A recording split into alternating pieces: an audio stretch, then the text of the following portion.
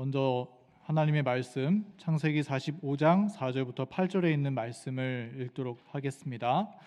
창세기 45장 4절부터 8절의 말씀입니다. 제가 읽겠습니다. 요셉이 형들에게 이르되 내게로 가까이 오소서. 그들이 가까이 가니 가로되 나는 당신들의 아우 요셉이니 당신들이 애굽의 판자라. 당신들이 나를 이곳에 팔았으므로 근심하지 마소서. 한탄하지 마소서. 하나님이 생명을 구원하시려고 나를 당신들 앞서 보내셨나이다. 이 땅에 2년 동안 흉년이 들었으나 아직 5년은 기경도 못하고 추수도 못할지라. 하나님이 큰 구원으로 당신들의 생명을 보존하고 당신들의 후손을 세상에 두시려고 나를 당신들 앞서 보내셨나니 그런즉 나를 이리로 보낸 자는 당신들이 아니요 하나님이시라. 하나님이 나로 바로의 아비를 삼으시며 그 온 집의 주를 삼으시며 애굽 온 땅의 치리자를 삼으셨나이다. 아멘. 네, 성도 여러분 안녕하십니까? 네, 지난 한 주간 여러분 잘 지내셨나요? 네, 오늘 이제 한 주가 다 지나고 다시금 안식일을 맞게 되었습니다. 이 안식일에 하나님께서 약속하신 축복과 또 주님의 은혜를 우리가 풍성하게 누리는 그런 귀한 안식일 되기를 간절히 바랍니다. 또 우리 교회 속에도 지난 한 주 동안에 여러 가지 어려움 속에서도 하나님께서 은혜로 붙들어 주심을 인하여서 참 감사합니다. 그리고 또 수요일에는 저희 필리핀 봉사대가 인천공항을 통해서 이 필리핀으로 출발을 했었는데요. 총 물어보니까 제가 버스로 운행을 해드렸는데 4시간 동안 비행기를 타고 가서 또 거기서 그 민도르 섬에 도착하려면 2시간 동안 또 배를 타고 가야만 도착을, 그러니까 하루 종일 이제 이동을 하셔야 되는 그런 일들이었더라고요. 지금은 이제 잘 도착하고 봉사대를 하고 계실 텐데 이 아고스 교회 건축과 또 그곳에서 이루어지는 전도회를 위해서 우리가 직접 가지 못하지만 기도를 통해서 한 마음으로 동참해 주시면 감사하겠습니다. 네, 오늘 이 안식일 저녁에는 죽어서도 남은 교회를 사랑한 사람 요셉이라는 제목으로 함께 말씀의 은혜를 나누도록 하겠습니다. 여러분, 지난 한 주를 보내면서 중요한 기념일이 하나 있었죠? 어떤 날이었습니까? 추석인가요? 네, 추석은 지난 지 꽤 됐고 한글날이 있었죠.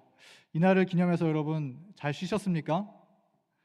네, 저도 잘 쉬고 저희 또 교회에서 초등학교 6학년 친구들이랑 같이 면접 공부를 했었는데요. 한글날은 참 중요한 날입니다. 왜냐하면 이 역사를 보면 이 한글을 지키기 위해서 힘써왔던 우리의 이 선조들의 노력이 없었으면 우리는 지금 아마 여기에서 일본말을 쓰고 있었겠죠. 그리고 우리가 한국인이라는 이해도 아마 없었을지 모르겠습니다. 1905년에 조선이 을사조약을 맺은 이후에 일본은 한국을 본격적으로 식민화하는 정책에 들어서기 시작했습니다. 그런데 일본이 한국을 식민지화하는 데 있어서 가장 중요한 타겟은 무엇이었냐면 그것이 바로 한국어를 말살시키는 것이었다는 거예요. 그래서 일본은 여러 가지 정책을 통해서 한국어를 말살시키고자 했습니다. 첫 번째로 한국어를 금지시키고 또 두 번째로 일본어를 국어로 지정하고 우리말은 제2의 언어로 강등시켰다는 거예요. 그러니까 학교 가서 수업 시간에 국어 시간입니다 하면은 뭘 배웠다는 거예요?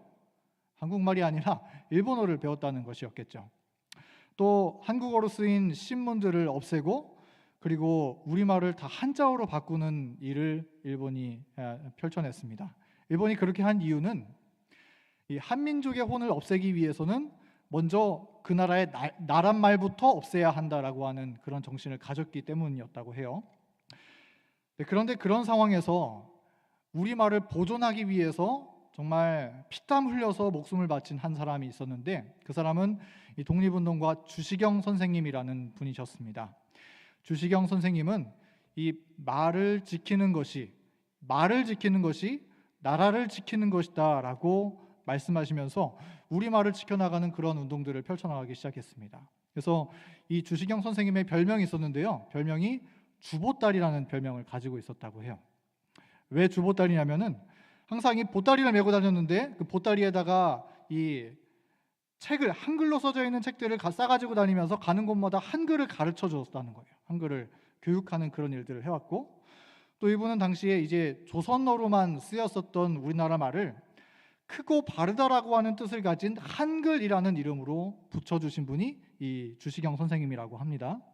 또 국어 연구학회를 조직해서 그 어려운 시대에 우리나라 말을 보존하기 위해서 여러 가지 일들을 하게 되고, 또 일본의 탄압이 점점 심해질 때 한국어 사전을 편찬하는 이 말모이 작업에 인생을 바치기로 하십니다. 말모이라는 영화도 그래서 나오게 됐었죠. 그러다가 1914년에 허로증으로 세상을 떠나게 되었다고 기록이 되어 있는데, 그것은 이제 너무 고생하셔서 과로로 이 기가 다 허해져서 돌아가시게 된 그런 일이 있었습니다. 그래서 주시경 선생님은 돌아가셨지만 이 주시경 선생님으로 시작된 한글 보존 운동은 그치지 않았습니다. 이 선생님의 제자들이 그분의 혼을 이어받아서 조선어 학회를 만들고, 또 이 주 선생님이 시작했었던 말모의 작업을 계속해서 이어나가서 완성하게 되었었던 것이죠.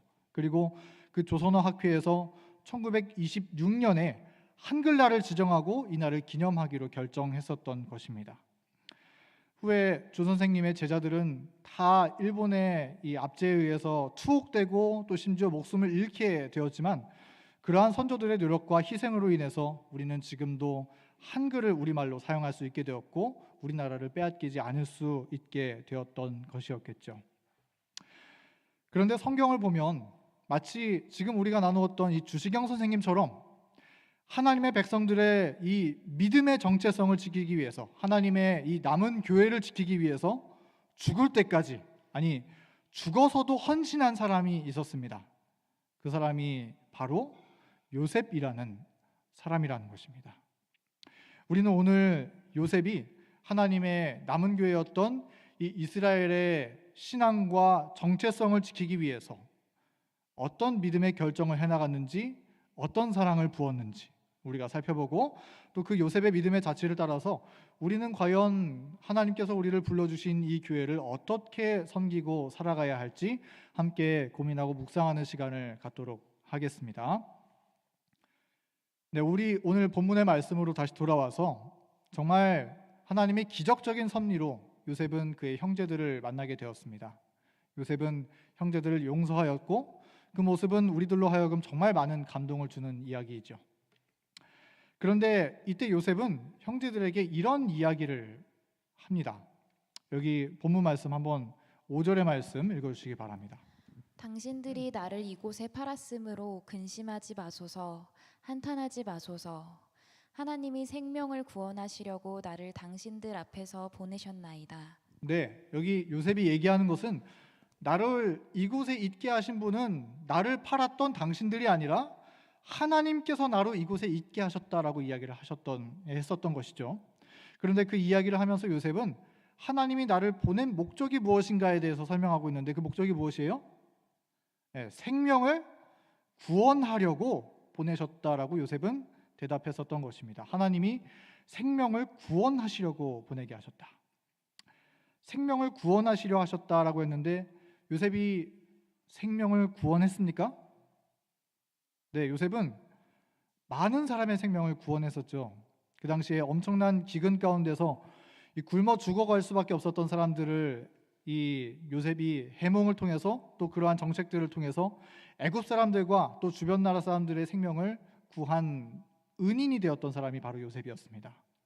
그런데 성경절 7절에 보면은 그 생명이 누구의 생명을 보존하기 위해서 하나님이 요셉을 애굽으로 보내셨는가에 대해서 조금 더 구체적으로 얘기해 주는 말씀이 나오는데, 그 말씀을 한번 살펴볼까요? 7절의 말씀 읽어주시기 바랍니다.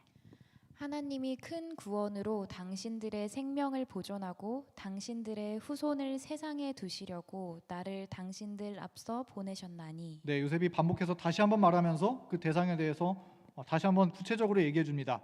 대상이 누군가요? 요셉이 생명을 구한 대상은 누굽니까? 네, 당신들의 생명, 즉 야곱의 12 아들들의 생명을 보존하고, 그리고 당신들의 후손들을 세상에 두시려고 하나님이 보내셨다라고 이야기를 하는 것이죠. 자, 여기에서 그런데 여기 당신들의 후손을 세상에 두시려고 하셨다라고 이야기를 했는데, 여기에 이 후손이라고 하는 단어는 히브리어로 셰리트라고 하는 단어라고 합니다. 근데 이 말을 우리가 번역하면은 후손이라고도 번역이 되는데, 이 말은 또한 남은 자, 또 남은 자손을 구원하기 위해서 이 남은 자손을 의미하는 단어이기도 한다는 것이죠. 그래서 요셉이 애굽에 온 것은 이 남은 자손을 구원하기 위해서 하나님께서 보내셨다라고 그렇게 말씀하고 있는 것입니다. 그러니까 요셉이 형제들에게 했던 말의 그 의미를 정리해 보자면, 하나님이 이스라엘 12지파를 통해서 세우신 이 남은 자손이 형성되었는데, 그 남은 자손의 생명을 구원하시고 보존하시기 위해서 하나님이 나를 애굽으로 보내셨다. 그리고 그러한 사실을 내가 이 형제들을 보면서 이제야 깨닫게 되었습니다라고 그렇게 요셉은 고백했었던 것이죠. 그러므로 내 사명이 이것이었다면은 내가 지금까지 당한 고난은 사실은 너무나도 가치 있는 것이었군요. 하나님 감사합니다. 요셉은 그러한 고백을 하나님 앞에 올려드렸었다는 것입니다. 그리고 이러한 하나님의 뜻을 깨닫게 되었을 때 요셉의 마음에 있는 그 마음의 상처는 씻겨내려져 갔었던 것입니다. 성도 여러분, 우리는 여기에서 요셉의 한 신앙을 발견할 수 있습니다.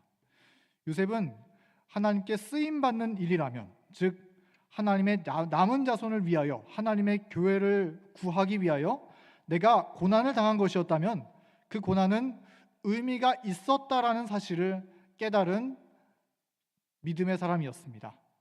하나님의 백성들의 생명을 지키고 보존하기 위하여, 그런 일을 위하여 내가 어려움을 겪어왔다면 그러한 어려움은 하나님 안에서 의미 있는 것이고 참 가치 있는 것이구나, 그러므로 나는 정말 행복한 사람이구나 라는 사실을 요셉은 깨닫게 되었다라고 하는 것이죠. 사랑하는 성도 여러분, 하나님께서는 우리를 당신의 마지막 남은 교회로 부르셨습니다. 여러분 그 사실을 확신하십니까? 그리고 그 교회 가운데서 주님은 우리를 이 교문이 교회로 불러주셨습니다. 그리고 이 교회 안에서 작은 일로부터 시작해서 하나님은 우리 한 사람 한 사람에게 이 교회를 사랑하고 이 교회를 섬기라는 부르심을 우리에게 주셨습니다. 이러한 하나님의 부르심을 따라서 하나님의 남은 자손된 교회를 섬기는 우리의 작은 봉사와 섬김 속에 하나님이 주시는 축복과 기쁨을 우리도 또한 발견하게 되는 우리 모두가 되기를 간절히 바랍니다. 하나님의 교회를 보존하고 지키는 일을 무엇보다도 중요하게 여겼던 그 요셉의 마음, 그 마음이 우리의 마음이 되기를 간절히 소망합니다. 그래서 하나님을 향한 우리의 작은 봉사 속에서 우리의 삶의 목적을 발견하고 기쁨과 행복을 누리면서 살아가는, 그래서 하나님의 일을 우리가 감당할 수만 있다면 그것이면 됐다, 기쁨으로 여길 수 있는, 만족으로 여길 수 있는 그러한 하나님의 거룩한 백성들 우리 모두 되기를 간절히 소망합니다. 자, 요셉은 이 남은 자손을 보존하는 일을 위하여서 자신이 부르심을 받았다는 사실에 감사했습니다. 그렇다면 남은 자손이란 어떤 사람일까요? 남은 자손에 가지고 있는 사명은 무엇일까요? 예언의 신의 말씀 가운데 저는 이 말씀이 어쩌면 이 남은 자손의 사명을 잘 표현하고 있는 말씀이 아닌가 생각이 듭니다. 한번 읽어주시기 바랍니다. 주님께서는 그분의 백성 이스라엘을 불러내어 거룩한 진리를 그들에게 위탁하기 위하여 세상에서 그들을 분리시키셨다. 그분은 그들을 자신의 율법의 보존자로 삼으시고 그들을 통하여 그분 자신에 관한 지식을 사람들 사이에서 보존하고자 계획하셨다. 그들을 통하여 하늘의 빛은 세상의 어두운 곳들을 비추어야 했다. 그리고 모든 사람들에게 우상 숭배에서 돌이켜 살아계신 참 하나님을 섬기도록 호소하는 음성이 들려야 할 것이었다. 네, 우리가 이 구절을 볼 때 남은 자손이 하고 있는 역할은 무엇입니까? 남은 자손은 어떤 사람이죠? 제가 여기 빨간색으로 쳐져 있는데 남은 자손은 두 가지 역할을 감당하는 사람인 것 같습니다. 첫 번째는 무엇일까요? 첫 번째는 율법의 보존자로서의 역할을 하는 사람이고, 두 번째는 이 어두운 곳의 진리의 빛을 전하는 율법의 전달자의 사명, 율법을 보존하고 율법을 전달하는 사명을 가진 사람이 남은 자손이라는 것입니다. 그래서 남은 자손은 이 세상 모두가 하나님의 구원을 잊어버린 것처럼 그렇게 보이는 상황 속에서 끝까지 하나님의 구원의 지식을 보존하는 사람들이고, 그리고 이 구원의 소식을 세상에 전파해주는 세상에서 유일한 하나님의 백성이라는 것이죠. 그러므로 남은 자손은 세상에서 이러한 의미에 대해서 해석해 볼 때 남은 자손은 세상에서 어쩌면 가장 중요한 사람이라고 또한 볼 수가 있습니다. 하나님께서 최고의 관심을 쏟으시는 대상이라고 또한 사도행전은 이야기를 하기도 했죠. 왜냐하면 이 세상에 아무리 발전하고 또 평화의 도시를 건설하고 안락한 선진국을 만들지라도 이 하나님의 율법을 보존하고 전달해주는 남은 자손이 없다면, 이 남은 교회가 없다면, 그렇다면 어떻게 될까요? 이 세상이, 세상은 구원의 소식을 들을 기회조차도 없게 되는 것입니다. 하나님을 아는 지식을 배울 수 없게 되는 것이죠. 그래서 하나님은 남은 자손을 보호하시고 아끼시는 것이라는 것입니다. 제가 선민 사상에 빠지자고 이런 이야기를 하는 것은 아닙니다. 우리의 사명을 다시금 되새겨보자고 하는 이야기를 드리는 것입니다.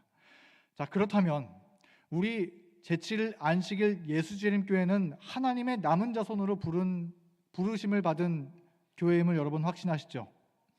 그 의미가 어떤 의미입니까? 우리가 남은 자손으로서 어떠한 사명을 감당해야 마땅하죠? 첫 번째는 하나님의 율법을 보존하고, 또 두 번째는 하나님의 율법을 전달하는 사명.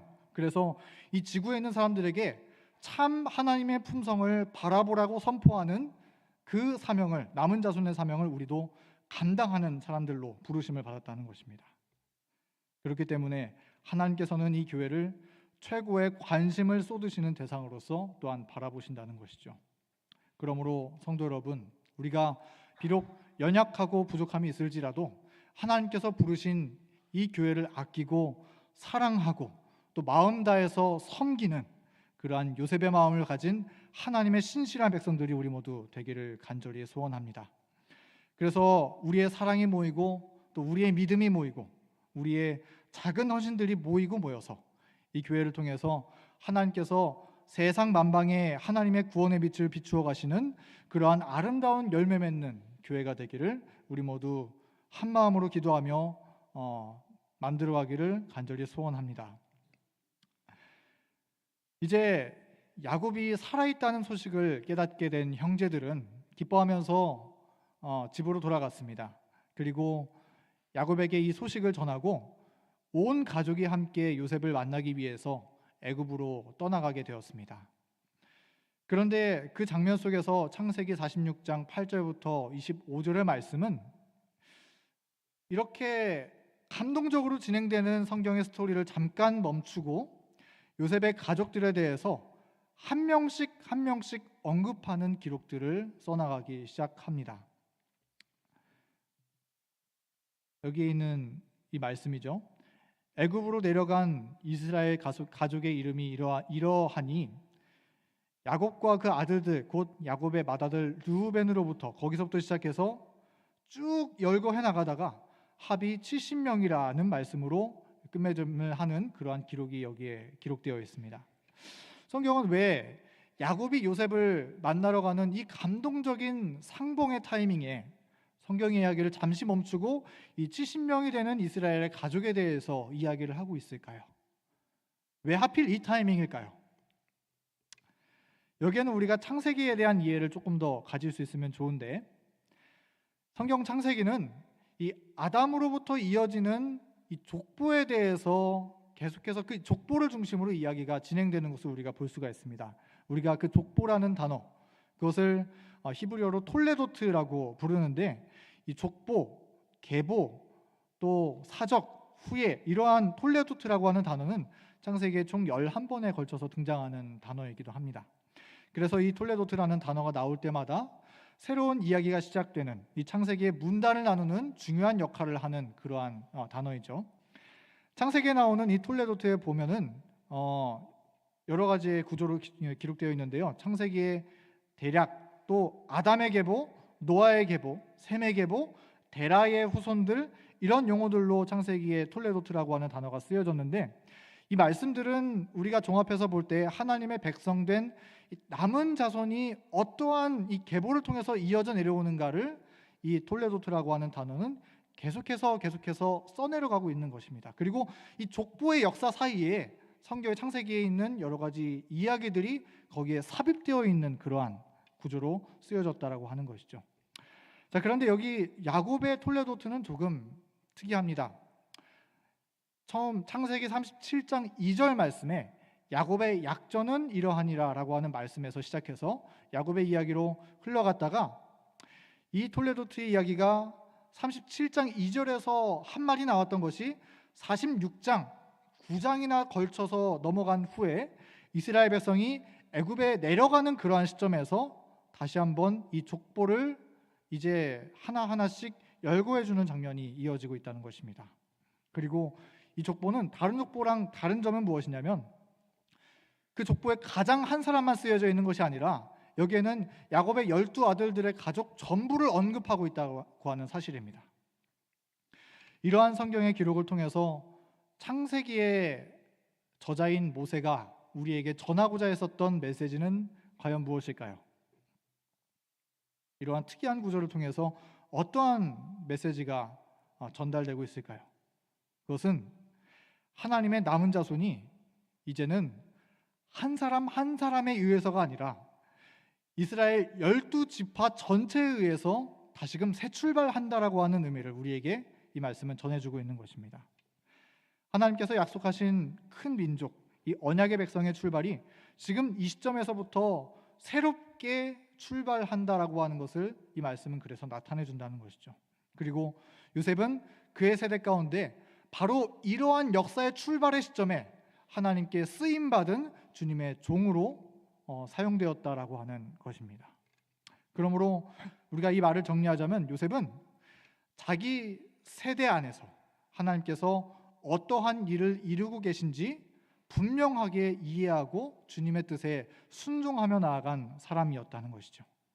이 지구 역사의 아담의 때에서부터 그리스도의 재림에 이르기까지 이 긴 6천년간의 모든 이 구원의 역사 전체 가운데서 자신이 속한 그의 세대 속에서 어떠한 시점에 있었는지 하나님의 종은 무엇을 해야 하는지를 분명하게 이해하고 순종하는 주님의 종이 되었다는 것입니다. 그리고 그 시점에서 여러 가지 일들로 인하여서 고난을 당하기는 했으나 그러한 일들로 인해 하나님께 쓰임 받았다는 사실을 요셉은 기뻐한 사람이었다는 것입니다. 성도 여러분, 그렇다면 하나님께서 우리 세대에게 맡겨주신 사명은 무엇일까요? 물론 세대라는 단어를 사용하기에 우리가 이야기를 하자면 여기 계신 집사님들과 또 장로님들과 또 저희 세대는 또 다른 세대라고 언급이 될 수도 있을지 모르겠습니다. 그러나 어쨌든 이 마지막 시대에 부르심을 받은 한 세대 속에서 살고 있는 우리를 향한 하나님의 뜻은 무엇이고 우리가 감당할 사명은 무엇일까요?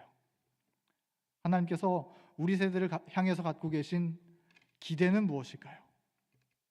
우리가 감당해야 하는 그 마지막 사명은 예수 그리스도의 재림을 준비하는 일을 감당하는 것입니다.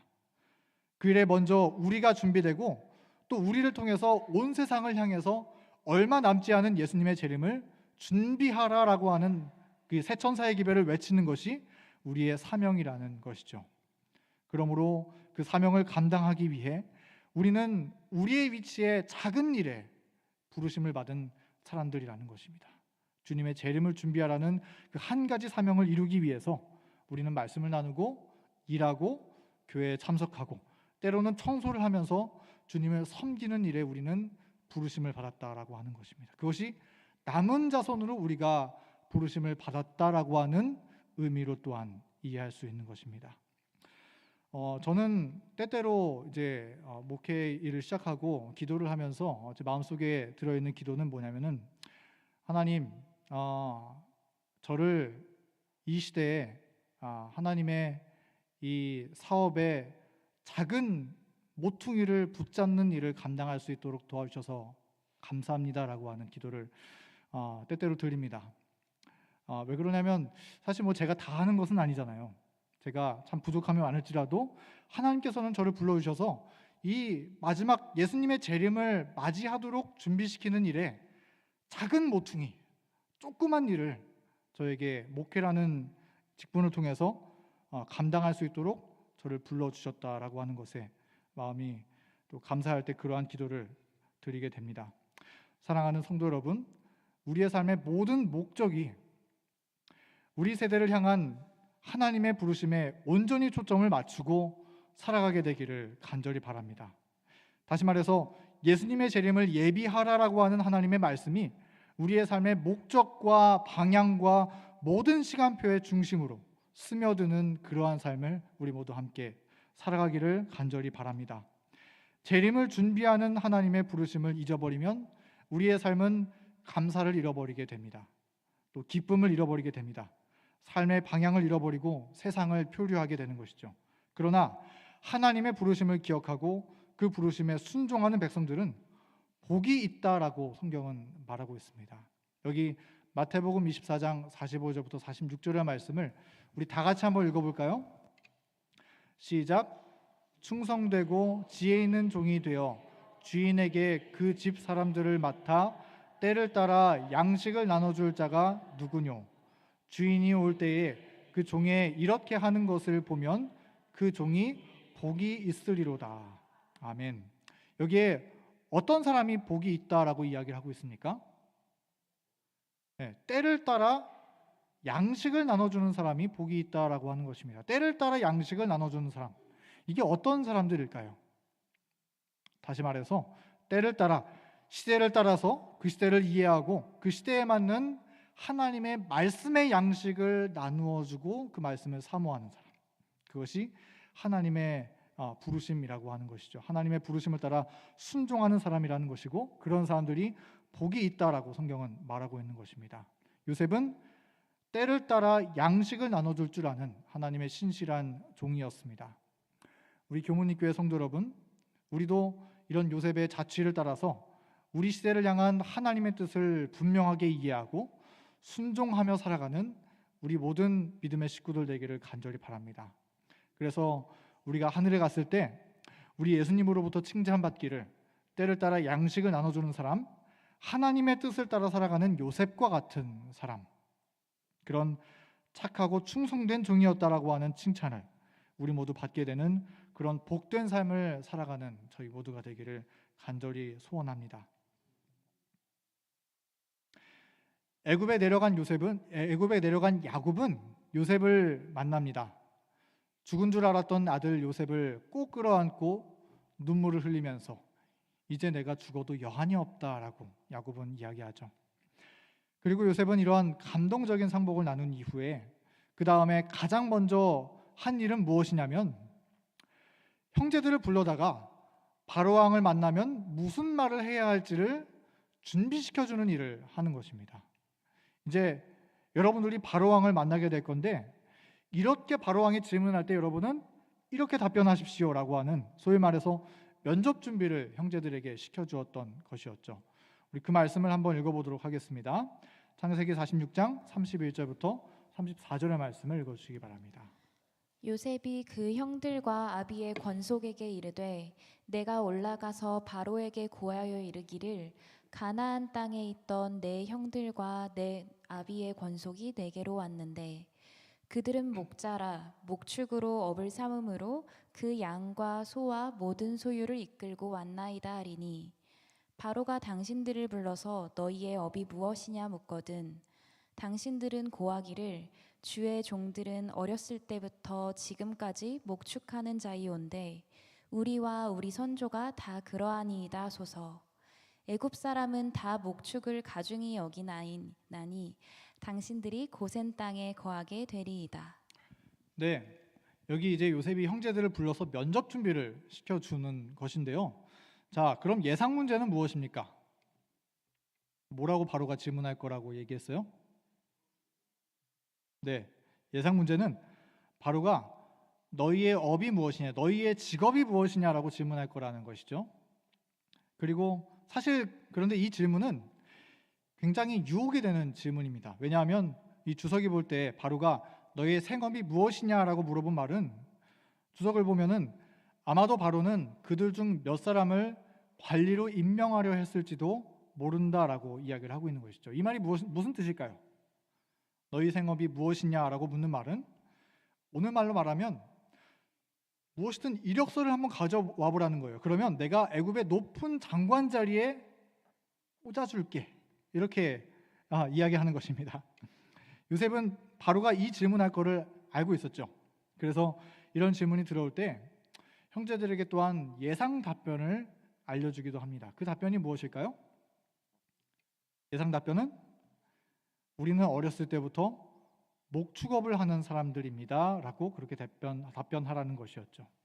이 답변은 쉽게 말해서 서울에서 남들이 다 부러워하는 일들을 하면서 존경도 받고 월급도 제일 많이 받는 그런 직장을 얻을 수 있는 기회를 뿌리치고 그런 거 필요 없다 하고 우리는 지방에서 편하게 양 키우고 소 키우면서 살겠습니다. 이렇게 대답하라고 시키는 것과 똑같았다는 것이죠. 요셉의 형제들은 어떻게 대답했을까요? 이러한 바로의 질문. 바로는 똑같이 질문했습니다. 그리고 형제들은 똑같이 준비한 대로 잘 답변했습니다. 왜냐하면 한번 요셉을 팔았던 사람들이 요셉의 말을 어떻게 거절하겠습니까? 요셉의 말대로 잘 답변했었던 것이죠. 그들은 바로 앞에서 이 면접 준비한 그대로 대답해서 그래서 그 결과는 고센 땅으로 가서 살게 되었습니다. 자, 그러면 요셉이 형제들에게 이렇게 솔직하게 목축업을 하는 사람이라고 답변하라고 꼼꼼하게 체크해 주면서까지 알려주었었던 이유가 무엇일까요? 답변을 알려준 이유가 뭘까요? 요셉은 그 이유에 대해서 말하기를 목축업은 애굽 사람들이 천하고 가증하게 여기는 일이기 때문에 그렇게 대답할 경우에 애굽에서 분리된 고센 땅이라는 곳에서 살게 될 것이라고 그렇게 말한 것이었겠죠. 그러면 고센 땅은 어떤 곳이었을까요? 고센 땅. 첫 번째로 고센 땅은 요셉이 있는 곳과 가까운 곳이었다고 했습니다. 그리고 두 번째, 그러면서도 애굽 사람들의 영향으로부터 격리되어 있는 곳이라고 예언의 신을 읽어보면 그렇게 쓰여 있어요. 왜냐하면 이 고센 땅은 저기에 보면은 이제 나일강이 있는데 그 나일강에서부터 한참 떨어진 곳이 고센 땅입니다. 나일강 위주로 사람들이 모여 살기 시작했거든요. 강남처럼 한강에 모여 사는 것처럼. 그런데 한참 떨어져 있는 곳에 이 시골에 살았기 때문에 이 애굽 사람들의 영향에서부터 격리되어 있는 곳에 고센 땅이 위치해 있었다는 것이죠. 그리고 세 번째, 그러면서도 이 고센 땅은 애굽에 있는 지역 중에서 가나안에 가장 가까운 곳이었습니다. 그렇다면 우리는 이제 이해할 수 있습니다. 왜 요셉이 이 가족들을 고센 땅에 살도록 했을까요? 이것은 이스라엘, 즉 남은 자손의 신앙과 깊은 관련이 있는 것입니다.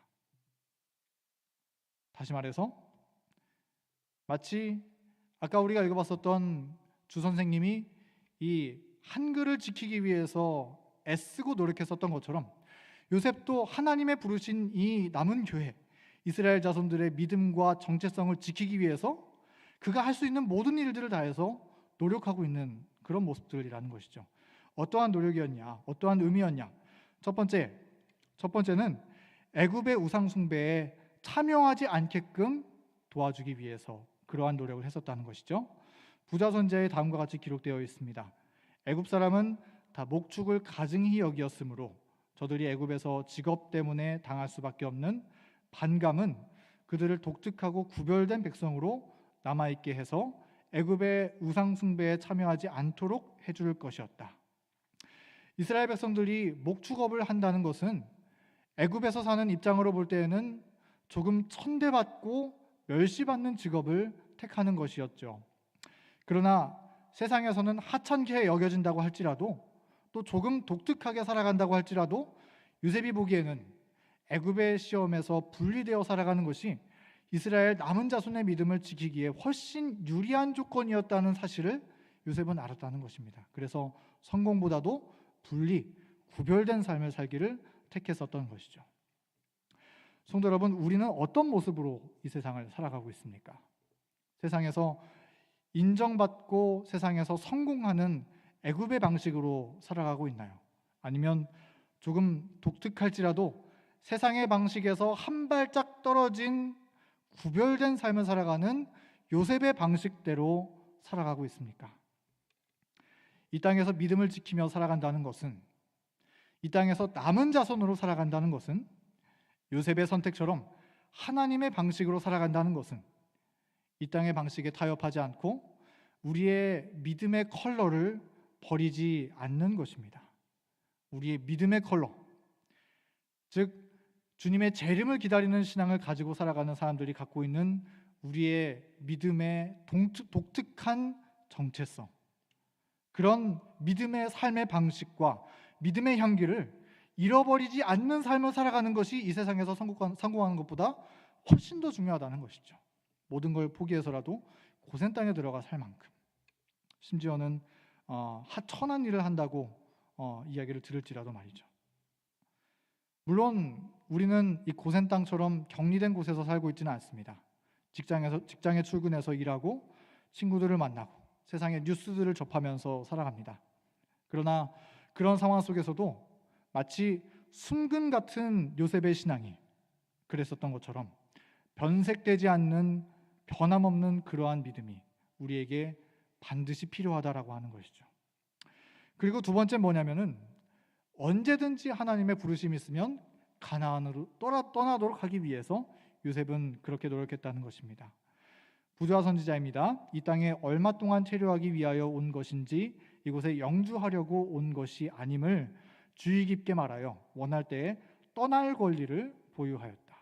요셉이 이 고센 땅을 고른 중요한 이유는 영주권 따서 애굽에 정착하는 사람들로 살아갈 것이 아니라 하나님이 부르시면 언제든지 약속의 땅 가나안으로 떠날 수 있는 그런 나그네 같은 삶을 살도록 모든 준비를 이 교회가 갖추도록 요셉이 노력했었다라고 하는 것이죠. 그래서 이스라엘 백성들에게 우리가 거할 곳은 여기 애굽이 아니라 약속의 땅 가나안이라는 사실을 잊지 말라고 그 마음에 심어주었었던 것입니다. 우리 아까 지도에 봤었던 것처럼 이 고센 땅은 애굽에서 이 가나안과 가장 근접해 있는 곳에 위치해 있는 곳이었습니다. 그래서 아마 제 생각에는 이스라엘 백성들이 단을 쌓고 하나님께 제사를 드렸으면은 어떤 방향으로 제사를 드렸을까요? 동쪽의 가나안 땅을 바라보면서 제사를 그렇게 드리지 않았을까? 개인적으로 그렇게 생각해 볼 수 있을 것 같습니다. 가나안을 약속으로 주신다고 하신 그 하나님의 말씀을 기억하면서 가나안을 소망하면서 그들은 날마다 조석 예배를 하나님 앞에 드렸을 것입니다. 우리 사랑하는 교문익교회 성도 여러분, 우리도 이러한 소망의 삶을 살아야 합니다. 우리는 영적 고센 땅인 이 제7일 안식일 예수재림교회 교문익교회에서 하나님이 주시는 영원한 나라 하늘을 바라보며 살게 되기를 간절히 바랍니다. 우리의 살 곳은 애굽 같은 이 땅이 아닙니다. 슬픔과 고통과 아픔이 있는 이곳이 아닙니다. 예수님께서 우리를 위하여 처소를 마련하시는 곳, 영원한 기쁨이 있는 하늘나라에 그곳에 우리의 영주권이 있다라고 하는 사실을 우리가 잊지 않게 되기를 간절히 바랍니다. 그러므로 우리는 예수님이 오시면 언제든지 가볍게 털고 떠날 수 있는 하늘 나그네의 삶을 살아야 합니다. 사람들은 이 땅에서 더 잘 살기 위해서 더 잘 벌고 더 자랑하고 더 재미있고 더 좋은 옷, 좋은 차, 좋은 집 누리기 위해서 살아가지만 우리는 그런 목적으로 살아가는 사람들이 아니죠. 하나님이 부르시면 우리가 날마다 바라보는 그 하늘 본향을 향하여 한치의 아쉬움도 없이 가볍게 떠날 채비를 하고 살아가는 그런 나그네의 삶이 우리의 삶이라는 사실을 우리 잊지 말고 마음에 하늘 소망을 품고 날마다 하늘을 향하여 믿음의 전진을 나아가는 우리 모두가 되기를 간절히 바랍니다. 요셉의 소망을 따라서 이스라엘 백성들은 고센 땅에 정착하게 됩니다. 그리고 그곳에서 이스라엘은 하나님의 백성으로 번영하고 또 준비되는 시간들을 갖게 되죠. 그러나 요셉은 잘 알고 있었습니다. 그것은 뭐냐면은 이렇게 시작했었던 이스라엘 민족의 남은 자손의 믿음의 불씨가 시대가 지나면서 조금씩 연약해지고 시들어가게 될 것을 요셉은 알고 있었습니다. 그래서 요셉은 그가 죽어서도 해골이 되어서도 그의 사랑하는 남은 교회가 믿음의 소망을 잃어버리지 않게 되기를 바라는 마음으로 손들에게 다음과 같은 숙제를 내어주는 것이죠. 창세기 50장 24절부터 25절의 말씀 읽어주시기 바랍니다. 요셉이 그 형제에게 이르되 나는 죽으나 하나님이 너희를 권고하시고 너희를 이 땅에서 인도하여 내사 아브라함과 이삭과 야곱에게 맹세하신 땅에 이르게 하시리라 하고, 요셉이 또 이스라엘 자손에게 맹세시켜 이르기를 하나님이 정녕 너희를 권고하시리니 너희는 여기서 내 해골을 메고 올라가겠다 하라 하였더라. 네, 이 말씀으로 창세기는 마무리 짓게 되죠. 다음 한 말씀이 있지만 내 해골을 메고 올라가겠다. 가나안으로 올라가겠다. 다시 말해서 나의 생을 다해서 해골이 될지라도 나의 소원은 하나님의 약속의 땅 가나안에 있으니 너희들이 가나안에 갈 때 이 해골을 그곳에 가져다가 묻어달라고 부탁하는 것이죠. 그러니까 가나안에 가는 그날까지 이 남은 자손을 향하신 하나님의 뜻과 계획을 내 이 해골을 가져갈 그 숙제를 기억하면서 결코 그 소망을 잊지 말라고 당부했었다는 것입니다. 요셉은 그의 모든 옷을 벗고 해골이 된 순간까지도 변함없는 믿음으로 하나님의 교회를 사랑하고 하나님께 충성된 믿음의 모본을 남긴 사람이었던 것이죠. 그리고 이러한 요셉의 소원을 따라서 여호수아의 역사가 마치는 그때 이스라엘 백성들은 요셉의 뼈를 가나안 땅 세겜에 이르러서 장사하게 되는 일이 그때에 가서야 마치게 되었던 것입니다. 마치 나라를 지키면서 죽도록 헌신한 독립운동가 주시경 선생님처럼 요셉은 죽어서도 남은 교회를 사랑하고 교회를 지킨 믿음의 사람이 되었던 것입니다. 그리고 그 영혼에 혼이 살아서 후손들에게 물려지게 되었었던 것이죠. 사랑하는 교문교회 성도 여러분, 오늘 요셉의 이야기는 우리에게 정말 값진 교훈들을 전해줍니다. 요셉은 하나님께 쓰임받기를 가치 있고 기쁜 일로 여길 줄 아는 믿음을 가진 사람이었습니다. 또 요셉은 자기 세대의 사명을 이해하고 하나님의 뜻에 순종하는 믿음을 가진 사람이었습니다. 그리고 요셉은 세상과 타협하지 않고 믿음의 컬러를 잃어버리지 않고 살아가는 믿음의 사람이었습니다. 또 요셉은 이 땅이 아닌 하늘 영주권을 가지고 살아가는 믿음을 가진 사람이었죠. 그리고 평생을 그러한 믿음을 가지고 살았던 요셉은 죽어서도 남은 교회를 사랑하고 교회가 소망을 잃지 않도록 모본이 되는 믿음을 남긴 사람이었다는 것입니다. 우리도 이러한 요셉의 믿음을 따라서 이 마지막 때에 부르심을 받은 하나님의 백성으로서 신실하게 주님을 섬기고 또 주님이 주신 이 교회를 섬기고 사랑하며 기도하며 살다가 우리 다가오시는 주님을 기쁨으로 맞이할 수 있는 주님의 자녀들 모두 되기를 간절히 바라면서 오늘 말씀을 줄이도록 하겠습니다.